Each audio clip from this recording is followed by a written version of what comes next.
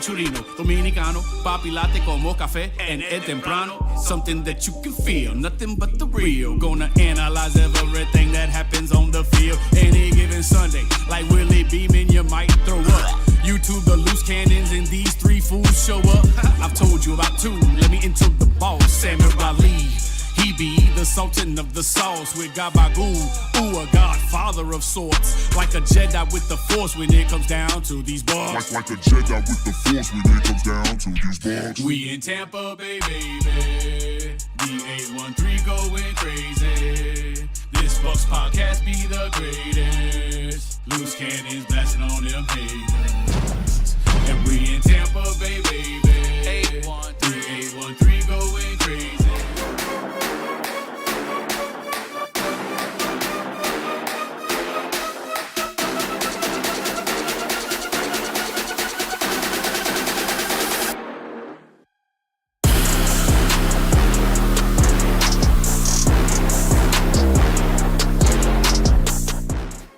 What is up, Bucs Nation? It is Thursday. Buccaneers, Falcons, Thursday Night Football. You guys are watching the Loose Cannons podcast. I'm your boy, Sammer, hanging out with Poppy motherfucking Latte. Welcome back to the show, Latte. Oh, before we forget, we are officially part of the 813, which means you can watch this show and also a ton of other content, including written actual articles, not from Stank, don't worry, not from Stank, on the813.tv, our brand new website. And of course, at the end of the show, make sure you guys also head over to our sister YouTube channel at the813TV and hit that subscribe button and maybe leave a comment on a few of those videos. And of course, leave your score predictions in the comments below after the show. Boys, it is Bucs, Falcons. We're actually doing a show on a Thursday night. It's basically a pregame show, Latte. Let's start at the top, though. Let's start at are we exercising some demons tonight?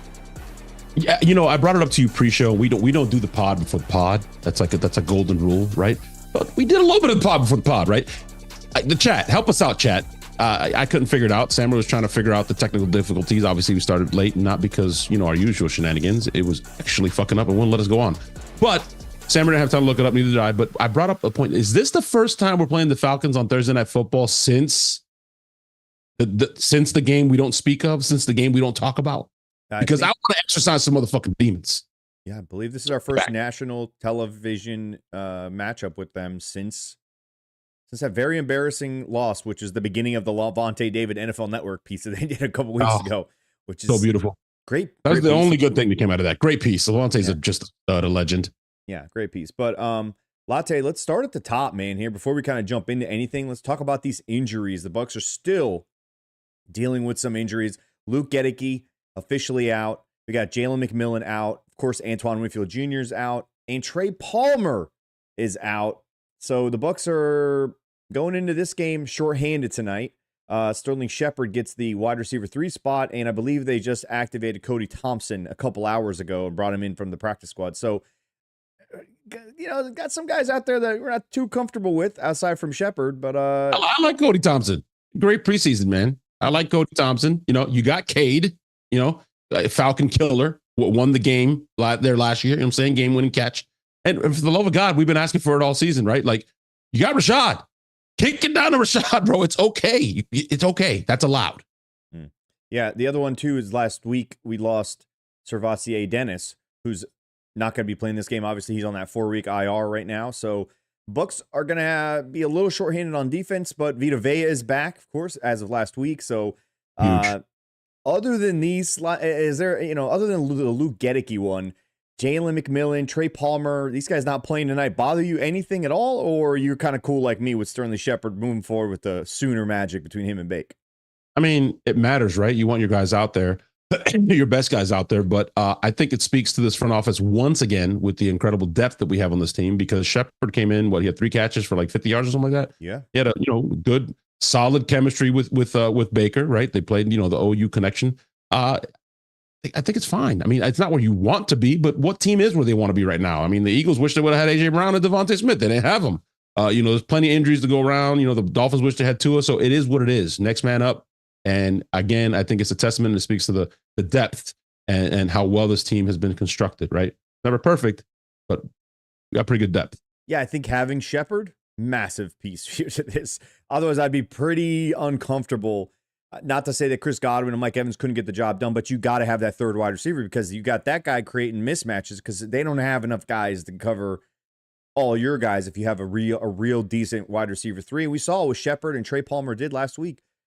Major part of the game plan. Use that third guy to, get in the flat, create mismatches, get them against, their worst corner, their worst cover guy. You got better, Shepard came down with that catch among 2 people. So yeah, I'm cool with what's going on. Obviously, I feel like they probably could have, they had a head topper. He probably could have played maybe 2 of these guys if it wasn't a Thursday night game. But hey, it's not like we haven't been here before, right, Latte? Went up to Detroit shorthanded. Next guy's, next man up mentality.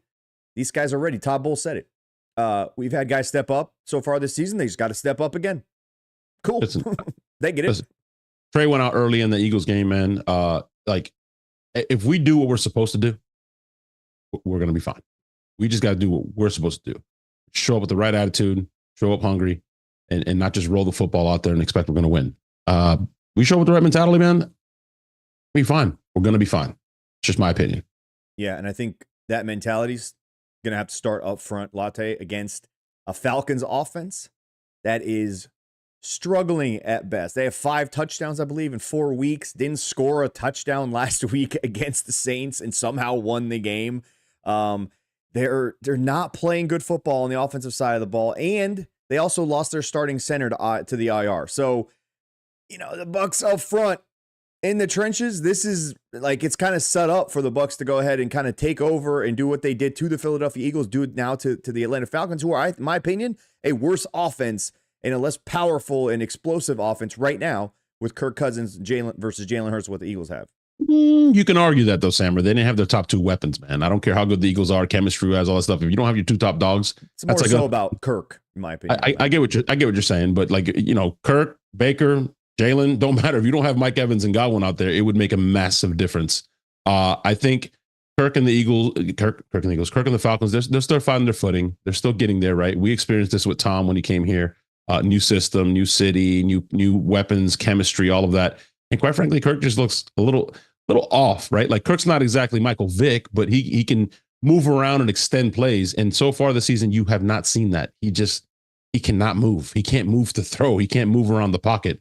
So, Todd, unleash the horses, bro. Like, bring the cavalry. Put Vita in the middle and just blitz Levante all day long up the middle, man. Make Kirk get rid of the ball. Make him make difficult throws. Bring the corners up close. You know what I mean? That's what I want to see, man. Blitz him often, blitz him up the middle. Gotta be careful. Kirk is a veteran. He will, he can burn you. If you blitz on an unopportune time, but I think we should apply pressure, especially with a duck back there. So and with a backup center. Yeah, so with the backup center. Okay, with his starting center, Kirk, not very good this year against the blitz. Actually, fucking terrible. And he's been even worse when he's under pressure. So you don't even necessarily have to blitz to get him kind of frazzled. So I think you got to get to him. But people don't realize a lot of times is that Todd Bowles, especially at the beginning of the game and on early downs, he calls blitz packages and he calls these exotic looks to actually stop the run. And if, he doesn't guess right and it's a pass, it ends up becoming a sack, which works again in your favor, getting them in 2nd and long, which is not 2nd and fun. So I think taking advantage of that center, having a guy like Vita Vea now back on this team playing, especially like he played last week, if he comes out here and does like exactly what he did against the Eagles, against this backup center, these guys are going to be terrified, and it's going to be right in the lap of Kirk Cousins, right on the lap of Bijan Robinson and Algier. Like, these guys can't produce if we're blowing them up right up the middle. And again, listen, Jalen Hurts can move. Kirk Cousins, like you said, Latte, cannot. So I think blitz, and just do it in an exotic fashion. When we say blitz, it's not like you're not sending 10 guys. You're just sending guys that they don't know where they're coming from. And here's the thing. You got a center who's not seeing a lot of stuff, right? So he's going to see Vita Vea all of a sudden on the outside and 2 linebackers on top of him, or 2 outside linebackers now standing on top of him, or you don't know if Jordan's coming, or you don't know if the nickel's coming. Make that center uncomfortable and have to figure out what he's going to do, because he's not going to be ready for it, especially if he sees stuff that we haven't put on tape yet. And Todd Bowles is a master of that. I totally agree, dude. Totally agree. I mean, I said it. I don't need to reiterate it. Blitz early, blitz often, bring the corners up, make him make hard throws. Do what we should have done against Denver, quite frankly. Like, I'm not telling Todd how to do his job, right? But make the fucking throws hard, man. Don't give him pitch and catch easy throws. Don't let this offense and this guy who has not been in rhythm get in rhythm and find some sort of, flow. No, disrupt it. Get in his face. Hit him. Hit him early and hit him often, man. I want to see Vita Vea bench press a grown fucking man into Kirk's lap. That's what I want to see, man. If they start on defense fast like they did last week, Latte, there is absolutely no denying that they'll be hitting the ground running tonight. So flip to the other side of the ball. Liam and Baker, they got to start fast, man. We agree on that. They got to start fast. They got to hit the ground running right from that, especially if the Falcons defer and give us the offensive possession first. Liam and boys got to go down there and make it 7-0 right off the bat. I agree with you. I think build on what we did last week. Started fast, called the gem of a fucking game. Just, he's not beautiful, but he called a beautiful game. Mm-hmm. And it's speaking on their offense and stuff, and the blitz and everything we talked about. We also got to be careful, right? We got to be careful with Bijan leaking out into the flats in the back. You blitz and all of a sudden he's coming out on a fucking screen. Be mindful of that, guys. But absolutely, I agree. We need to start fucking fast. Start fast, put the onus on them, put the pressure on them. Don't let them run the ball, which is what they want to do, and protect Kirk and take shots downfield. Start the offense early. Sorry, I kind of got tongue twisted there. I'm tired, guys. I've been, lots of fucking working pools with hurricanes going on. Okay, but no, start fast, put the pressure on them, and just drop the hammer, and then talk and do whatever he wants. Then everything we're talking about, exotic and getting fun and getting in his bag, and the stuff that Todd dreams up at night, just excited. He can unleash all of that stuff if we start fast. So just do our job. Liam's been impressive to me in one regard. If I were to pick one thing, it would be his first drive so far this season. The first drives have been pretty good for the most part. Last week, especially, against Detroit, he put together important possessions. Obviously, they got to execute, but when the Lions scored, we came right back. We answered. When the Eagles scored last week, we came right back and answered and made sure we shut the door and didn't give them any hope. In years past, it's 3 and out when the other team comes back, and all of a sudden they got 2 possessions quickly, and our defense is still trying to get their breath. So Liam has to come out here first possession, man. Call the plays like we did, where we're getting them out in the flats. Like, I love the approach of setting up the run using the pass. If we can't run the ball, fuck it. Throw it to the outside areas, go to the flats, get Rashad involved, get Bucky involved, get Cody Thompson, he's a quick-footed guy. Get those guys that ball in space right off the bat. 1 second, boom. No read necessary for the most part. And then let's expand that into the run game at some point. But yeah, man, start fast. Get, like you said, Latte, you take the Falcons 7-0, 10-0, 14-0. They have to they're forced to abandon that run almost immediately, because at that point they're kind of wasting time. And the more they waste time, if we keep that foot on the gas pedal, it's 21-0 before you even know it, which is what happened to the Eagles. Wasting time unless your name is Dave. Now you run the ball anyways. Doesn't matter what's going on. Anyways, yes, I agree with everything Sam was saying. I also saw an interesting stat, Sam, on Twitter. I love Twitter. I'm always going to call it Twitter. Fuck you. I'm not calling it X. I don't care. I don't care, Elon. It's Twitter forever. I tweet things. I don't X things. The interesting stat that I saw was that the Falcons are dead last in pressure rate right now. Dead last, Sammer, in pressure rate. And guess who's third in the NFL with a clean pocket on completed passes? Baker Laser Mayfield. Third in the NFL with a clean pocket. So protect them. Don't let them get to him. It's beautiful. That's a way to start fast. Take advantage of the fact they can't rush. That's just not what they do. So let's start fast. I agree. So that's an interesting one to keep an eye on. Their pressure rate is dead last in the NFL. No, that is a good one. I didn't even know that. So that's solid, actually. And so that means that the Bucs can start that quick passing game, but that quick passing game can kind of start to slow down into a more of a longer down the field, developing type of routes across the middle, maybe some posts. Like, yeah, they got really good safeties, don't get me wrong. But if now you can push that into, hey, we got no pressure on this guy. Let's start dialing up some shots and get this guy a 3, 4, 5 step drop. Man, we have a chance then to like really blow this up and build a ridiculous lead. But it starts up front, Latte, right? And we're playing against a team in the Falcons that don't know how to stop the run. So the Bucs have another opportunity this week to come in after last week. I thought they took some positive steps forward. I think Liam figured out that, listen, I'm not going to just keep running zone if these guys don't block it well. Let's do what they do best and what they do better. Rashad and Bucky both look better. They both got blown up in the backfield regardless a few times, but it's on the Bucs O-line today, in my opinion, to set the tone up front, not just from a running standpoint, obviously, and a passing standpoint, but when they do run the ball, I think they have a chance here to really blow them up. The Saints gashed them. It's every team that has played the Falcons has gashed this defense on the ground. Yeah. That was one of my keys to the game. Build on the running game from last year. I mean, Bucky had a good game. Rashad had a good game, 10 for 49 yards, 4.9 yards on a carry. That's almost 5 yards a carry. That's pretty sick. And he got hit in the backfield twice. So I agree with you. Let's call stuff that's more conducive to success for our offensive linemen right now, where they're at. Let's meet them where they're at and get our guys going, man. Get the running game going and then take our shots downfield. The Falcons play a lot of too high safety. They don't like to have fun. They're boring. They want you to dink and dunk it downfield. They want you to earn it. You know, it's prime time, baby. People want to see explosive plays. Man up, go single high. Come on, don't be pussies. You know what I mean? But they play that too high, Latte, and they kind of dare you to run the ball. They do. But people are running the ball on them. I just had the graphic on the screen. 145 yards a game is 25th in the league right now as a run defense. That is a lot of yards, dude. A lot of yards. And everybody has gone, I believe, over 128 minimum. Let's put the screen back up on there. Yeah, 128 yards versus the Chiefs. That's the lowest output. That's the lowest they were able to stop somebody. Everyone else is Steelers 137, Eagles 186. That's almost 200 yards rushing in one game. Chiefs 128, and then last week the Saints 131. 186. That's almost 3 weeks of our production. But I'm kidding. I mean, so the Bucs have a chance here to kind of build on the momentum they put together last week, and you know, obviously running the ball is a big part of it, but let's also not forget, like, we need to involve the offensive line and Rashad in the passing game. Let's get those screen passes rolling, dude. This is on turf tonight.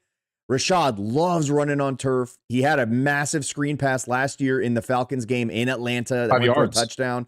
So he did it again against Detroit on carpet again. So like, I think this might be the week that we call Rashad's number in the screen game and get these guys rolling and start kind of slowing down that pass rush. Because if they're gonna, that's all they got really is to rush our passer, which they don't do well, like you said. And just, I think we run the ball, we get that screen going, man, we get Rashad involved. Rashad's one of those guys that's got to touch the ball to really make an impact. Obviously. I agree. We do have to keep in mind, though, this is not a pushover. I mean, they have two elite safeties. That safety duo back there is scary. So Liam's going to have to figure out crafty ways on how to attack them. You know, hopefully we can just run the ball and just control the clock and run the ball down the throat. I would love that. I know Sam would. I joke when I say, you know, explosive plays, those are fun and stuff, but I just want to win the fucking game. If we can run the ball down their throat and win fucking 20 to fucking 10, I'm happy as hell. I could care less if we run the ball down their throats. But I agree. Control it, run it, keep it away from them. Yeah. I also saw King put in the chat, by the way. Stank mentioned a Devin White reunion. I want to clear that up. Stank that's just a Stankism. That he doesn't mean that, number one. Number two, trust us when we're telling you unequivocally that is never going to happen. Yeah. That is never going to happen from the front office. I'll leave it there. Okay, Devin's not coming back. Yeah, listen. I'm not even gonna comment on it. Okay, listen. Latte, you said they play too high safety, right? Well, let them stay way the fuck out there. That's fine. That's why screen passes are great. You already took two guys out of the equation for us. Cool. Yeah. We'll call screen pass. We'll call stuff across the middle. They have a terrible, terrible set of linebackers right now. The guys that they usually would want to start, I believe, are injured. Anderson is out.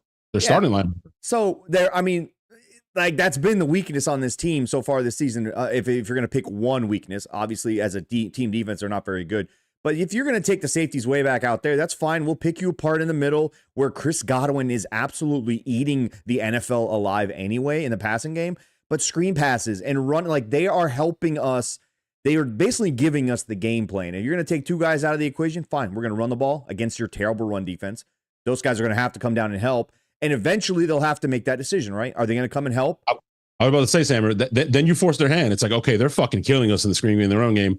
Bring his safety down. And then Fucking hit him with Mike Evans over the fucking top, 13, baby. That's what I want to see, man. But the rushing yards against the teams they played against tells me that they are not even bringing those. They're like, I guess we're just going to die. Never mind. Fuck it. Yeah. I guess we're not going to do that. Yeah. So it's, again, I don't know what's going on there. It's a little weird. It's a little wonky. The offensive coordinator and defensive coordinator of the Falcons have not been a popular set of human beings in Atlanta this season so far. Yeah, man, I think we have a really good running game tonight, Latte. I just have this feeling. I think this is the perfect storm. Short week. You try to kind of milk the clock, get out of there. This is the way to do it. They've kind of given us the template. This is the equation against this team. Let's just go out there and let's do it, man. Let's build some momentum behind that offensive line. I agree. We got to show up, the boys. We got to show up. This is the division game. It's a divisional game. I mean, the Falcons are going to show up. Who's going to blink first? Who's going to fucking swing first? Got to show up. So, Latte, what are your keys to the game tonight then? For a Bucs victory in Atlanta, short week, Thursday Night Football, a massive game in the sense that we would go to 4-1, but also we'd have another step on a divisional opponent to continue rising to the top. We're already in first place, but this puts us in first place bonus, basically, in my mind. And we got the Saints next week, so you got a bonus on top of that. How are we winning tonight against the Atlanta Falcons at their house? Speaking of the Saints, we get 10 days to prepare for you fuckers. I know, dude. 10 whole days. Yeah. Listen, I mentioned it earlier. I kind of broached the subject. Contain Bijan, right? Like, he hasn't popped off yet in the running game. He's involved in the passing game, etc. Just contain him. Let's continue that trend. Let's not let fantasy managers rejoice tonight because they took fucking Bijan on the top 3. He hasn't played like a top 3 fantasy pick yet. He hasn't popped off. He is still dangerous, very shifty and powerful and fast. Contain him. Don't let him take over the game. Put it on fucking Kirk. The next one, get to Kirk early. I said that. Get to Kirk early. Get to him often. Hit him. No different than what we did in Detroit, right? We didn't get sacks, but we roughed him up a golf. We got him, seeing ghosts, hearing footsteps. And next thing you know, he's throwing picks and he's like, fuck it, just throwing lollipops over the middle. I don't want to get hit. And start fast on offense, which you mentioned as well. Got to start fast on offense because that, again, puts the onus on Kirk and allows us to do what we want to do defensively. It lets us control the narrative and how the game's going to go. And last but not least, build on the running game. Build on what we did last week in the running game. The Falcons have a horrible run defense. Build on it. Let's get confident. Let's get these fucking offensive linemen walking around big swinging dick confident. We're going to run the fucking ball. That's what we want to do anyways. We want to control it, run it, take shots downfield, kill them and pick people apart with Godwin. So let's do it. It's the last element that's missing from our offense is this fucking run game that's eluded us for how many seasons. I think it's right there, man. Build on it. It's right there, man. I think it's right there. And like I said, I think this is the team. It's a short week. You usually can't get too crazy with your game plans unless you've been working on it for 2 weeks ahead of time. Not to say that the Bucs aren't going to have some fun stuff ready, but usually you want to get in there and get out. So the best way to do that, run the ball, let that clock bleed out, get out of there. We're not trying to run 75 offensive plays. We're trying to get a 24-10 win, get out of there on 50 plays, run the ball. Don't let our guys get hit too often if you can control that. Somebody just said in the chat, Sammer, and that sucks. Because you are a fan of art, and the Falcons are one of the throwbacks. Their throwbacks are clean. I could never picture myself saying that about a divisional opponent, but the throwbacks are fucking clean. Yeah, they can be clean all they want. Whoop their fucking ass in their clean ass uniforms. But here's the thing, they're not Buccaneer clean.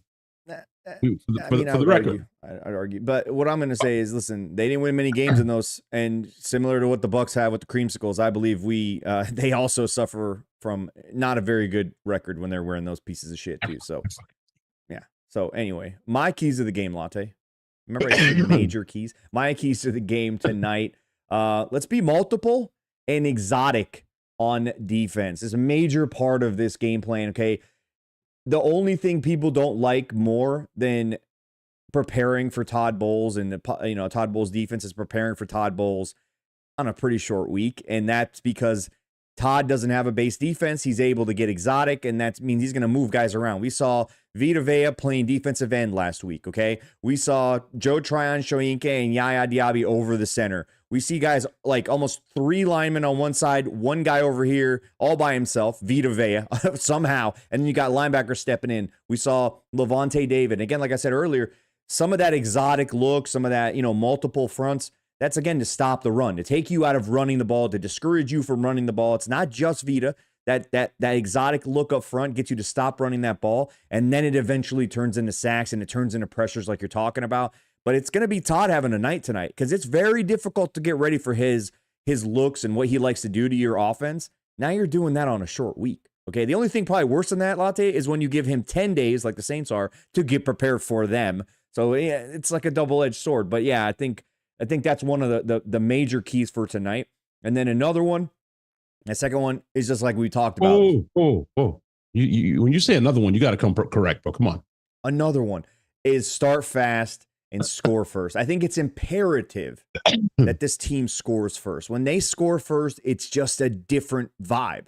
If it's Mike Evans scoring that first touchdown, it's an even differenter vibe. I know that's not a word, but it's the offense feeds off of Baker. So any of that energy type of stuff, that Mike Allstott kind of effect, comes from Mike Evans. It comes from Baker. It comes from Liam dialing up a first drive touchdown. You do that, pressure's immediately on the Falcons, who, by the way, are already feeling some fucking pressure 4 weeks into this season when they're supposed to be the guys winning the division. They're supposed to be amazing. Everyone's expecting Kirk Cousins to come in here and hit the ground running. Well, they're not. They're not scoring the ball, and it's going to make it even more difficult for them to score. Again, 5 touchdowns of 4 weeks. I think we had 5 touchdowns against the fucking Eagles or the Redskins or whatever they're called, right? So it's got to put that pressure on them. And then my last key to the game, involve Rashad and Bucky in the passing attack, man. They've been used in the running attack. Saw Bucky catch a pass last week, stabbed it out of the air with his fucking paw. It was ridiculous. One hand. That was insane. Rashad White's tipped pass that he somehow still caught and turned into positive yardage. That's a touchdown if it doesn't get tipped. Go back and watch it. He's got nothing but green grass. So I'd like to see more of that. Let's get these guys involved. Let's make them playing those 2 guys back, those 2 safeties. Let's make them feel the pain. I remember when the Bucs played cover 2. It was in that soft middle spot behind the middle linebacker. If he didn't drop back far enough, that was a soft spot. And then the flats were almost always open. Let's do that. You know why it worked? You know why it worked, though, Sammer? We had good tacklers. That's why it worked. Fucking Rondé Barber and fucking John Lynch and Derek Brooks.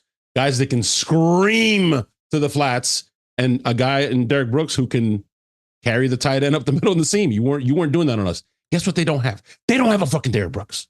No, they don't have fucking Rondé Barber. They're not a great tackling team on top of that. Outside of their safeties, they're not a great tackling team. Again, remember, these 2 linebackers are I believe they're on a 4-3 now. Their 3 linebackers are not special. So let's make them have to cover Bucky, who's shifty as fuck. Let's make them have to cover Rashad, who's ridiculously good, top 5 back in terms of the passing game. When he catches the ball, especially in space, he's going to make you miss. He's going to run you over. He's a big motherfucker. Let's utilize that. Let's take advantage of those linebackers who are going to have to go sideline to sideline. What does that usually equate to? A better run game throughout the 3rd and 4th quarter, because now these guys are fucking tired. They're worried about who's leaking out. They're not thinking about the offensive line. They're not thinking about reading their keys. Then all of a sudden you got guys gashing them, dude, for run game. So this all sets up, this all works together. But I think I'd like to see that, like we talked about, screen game, Bucky, Rashad, get these guys involved in other ways than just handing the ball off to them. I like it. I fucking like it, Sam. Like that. Hey, listen, your keys to the game, my keys to the game. We're going to win this game. We're going to walk out with a fucking W. I like it. Todd in the locker room right now watching this. Todd is watching. Come on. Of course, Todd is watching this. Are you kidding me? Liam's like, dude, I didn't even think about throwing the ball to Rashad. Fuck. Let me change some stuff up. Hey, Rashad, come here. You ever heard about this? Todd, you got a minute? Got a minute, man? Let's go over this game plan real quick. We're going to do a little bit different. Yeah. All right, Latte. I believe we've covered all the bases. I believe we've done everything we can. And before I forget, make sure you guys hit the like button. Leave us your score predictions in the comment section below, not in the chat. I'm not going to read it. And hit that subscribe button if you're a new. Latte, before we leave, I'm going to need a score prediction, buddy.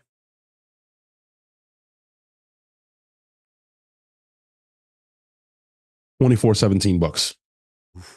I wanted to go 24. I wanted to go 24-13, but I'm gonna go 24-17. Falcons have talent. You know, that was an anomaly, not scoring touchdowns. I'm gonna say 24-17. It's a division game. They're both gonna put their big boy pants on. They're both gonna come out swinging. They're both gonna fucking counter, and you see who's standing at the end. I think the Bucs will 24-17. I think the Bucs, like we talked about a couple of times, me and you, that taste of that Broncos loss has not left their mouth yet, folks. I really believe that that's going to be a catapult moment in this season. And I think that they will take that and they will continue to make sure that they're focused, and that starts again tonight. Same thing. I think they go in there and they punch this team in the mouth. I think they punch the Detroit Lions in the mouth. They punch the Philadelphia Eagles in the mouth, and I think they come out tonight swinging, scoring first, putting pressure on the Falcons, and I think they win 28-16. I think they continue to play defense the way they've been playing, bend, don't break, and keep these guys out of the end zone. I think, I'm a little worried about, using the other running back over Bijan, because I do think he's better equipped to beat the Bucs. Algier, he's big, yeah. Big bruiser, He should be getting more carries, if you look at it, by the way, than Bijan. But people are, Bijan is Bijan. So yeah. I get it. But at the end of the day, I think the Bucs should be able to control the line of scrimmage on both sides, especially with that backup center of the Falcons. And I think they come away 28-16, 4-1, sitting pretty, 10 days off. And also, listen, whatever you got to do, Todd, give them 2 days off. Give them any sort of reward to get them to come out here ready to roll. I don't care what it is. Tell them you'll give them 2 days off and a steak dinner on you. Whatever it is, go win, guys. I'll give you whatever you want. Free passes to fucking Top Golf or something. I don't fucking know, guys. Anything, yeah. I mean, come hang out at my house. Whatever reward you want to hang over their heads, Todd, to get them to play out and come out here fast. But I don't think he needs to do that, honestly. I think they'll be motivated. Let's go, Joel. Joel says, I'm in Atlanta. He's a Loose Cannons member, by the way, for 12 months. Appreciate you, bro. Says, I'm in Atlanta with the family. We're going to be loud. I want to fucking hear you, Lou. I want to hear you, Joel. I want to hear you. And listen, I also wanted to say, and I didn't want to walk away, either one of us, without saying this, 150 people in here. Let's go, baby. Wow. I didn't fucking love you guys. Let's go, guys. That is solid. All right. I also wanted to say this, guys. I got to close my closing statement here, and I'll let you add on it if you want. Don't think that the Buccaneers, the Tampa Bay Buccaneers, from the team all the way down, from the captains all the way down to the practice squad, from the front office to the fucking ticket vendor to the person that serves them lunch to the motherfucking groundskeeper, didn't have to listen to the entire fucking offseason how the Falcons were the darlings and they're going to win this division. They're going to walk away with it. Jason Light said as much as his press conference. You guys should be picking the Falcons to win. Listen, if you don't see the tone or understand what that meant, the fucking message to the entire organization, top to bottom, you should be pick the Falcons. Pick them to win the division. They've been listening to that shit all offseason. And we're only 4 games in.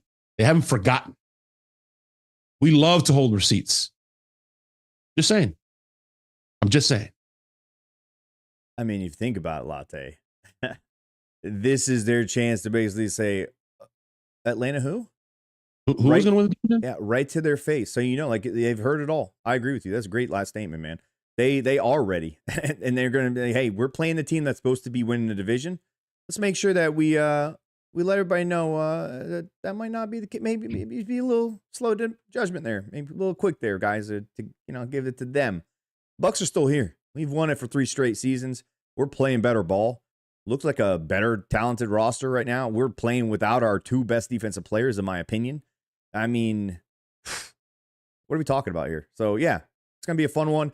You guys make sure you hit the like button, hit that subscribe button, and don't forget to visit the other channel, the 813 TV YouTube channel, and make sure you guys check out everything we got going on tonight after the game on the 813.tv. We're going to have some rapid reaction videos and articles coming out right after the conclusion of a Buccaneers win. Enjoy the game. It's on Amazon Prime as a reminder again. And the best broadcaster, by the way. The best broadcaster is. Oh. And coming soon, guys, we're going to be on all audio platforms. All of our shows. One Line Dogs with Jake and JC. Inside the 813 with our writers, Rock Riley and Yarko, and everybody's amazing. Amazing. It's beautiful. Lou, you got Fully Loaded. I mean, who the fuck doesn't like that show? And then you got this, the creme de la creme, the Loose Cannons. We're coming back to audio platforms, guys, so you guys don't have to watch us. You can listen as well. You can listen while you're at work. Listen while, your boss is paying you, but you're not doing your job. You listen to us because what's more important? I mean, I can't name something more important than listening to us. That's that song, right? Listen while you work. Yeah.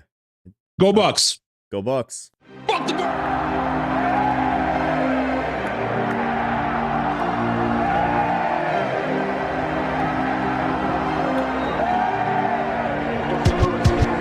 It's kickoff. Set it off. Go to Vegas. Bet it all. Put it on the Bucs win. Whoever they gon' play gon' fall. Don't say I ain't told y'all. Loose cannons gon' fold y'all. Yeah, the Heat be 9-3, but it gets real cold in the fall. That's when the season start. Bucs come in 40 hard. Win after win, ripping the division apart. Panthers, they pussycats. Falcons got bird flu. Take the Ravens and Dolphins and open up a zoo.